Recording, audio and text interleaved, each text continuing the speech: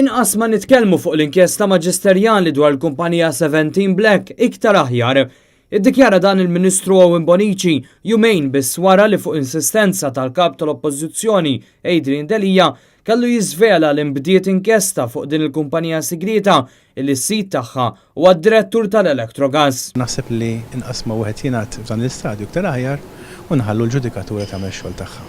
Ironikament, din id-dikjarazzjoni waslet sija biss wara li f'attività separata il-Prim Ministru Joseph Muscat li ma ġembu kellu li l-istess Ministru tkellem speċifikament fuq din l-inkjesta f'dikjarazzjoni intiża li jiskaġuna li Chief of Staff tiegħu Keith Schembri. Kif tista' teskludi lil Keith Schembri jekk Keith Schembri huwa direttament implikat f'din l-investigazzjoni? Qed tgħidu inti, jiddispjaċini, qed tgħidu inti. Hemm fatti hemm emails Ministru. U la darba l-Prim Ministru Joseph Muscat kien għadu kif tkellem propju dwar din l-inkjesta, xtaqna tweġibiet ukoll mingħand il-Ministru tal-Ġustizzja, iżda dan baqa' jinsisti li ma jweġibx. Li din hija inkjesta dwar 17 Black. Ġifieri il-Prim Ministru qal u korrettament li din mhix inkjesta dwar tali persuna jew tali persuna oħra ma dwar il-kumpanija 17 Black.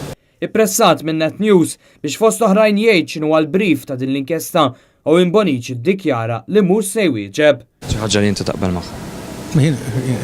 Jiena Mhux qed jinvestigaw lil Keith Schembri. Jiena dak li qed fil-Parlament huwa li ħanejt lilek illum ukoll xejn. Meta dan l-istazzjoni rrimarka li fil-Parlament huwa stess tkellem dwar din l-inkjesta, il-Ministru Bonici qal li huwa kellu jinforma lil Kamra tad-Deputati b'dan l-iżvilupp, xi ħaġa li jagħmel ġimgħat wara li din l-inkjesta bdiet u għax kien hemm insistenza tal-kap tal-Oppożizzjoni Adrian Delija. Fatwalment bħala gvern huwiex konxu hemm xi inkjesti għaddejjin. Ġi konfermat lili li ta' bilħaq inkjesta maġisterjali għaddejja esklusivament dwar 17 Black. Din l-inkjesta qed titmexxa mill-Maġistrat Charmaine Gallia.